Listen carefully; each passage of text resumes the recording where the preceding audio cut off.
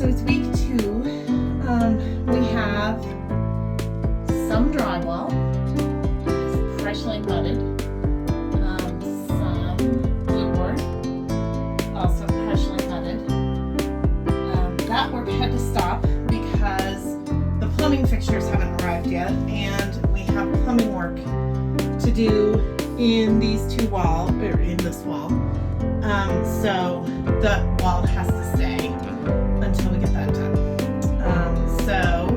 And I've been working on the bathtub.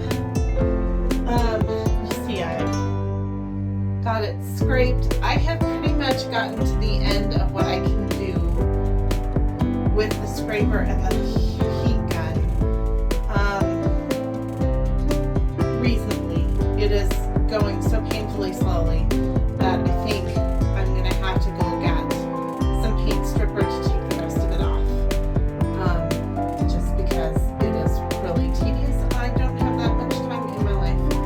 But I was able to get a good part of it done, and with the heat gun, so you can see the tub in the light. I just love this color so much. So that'll clean up really nicely, I think.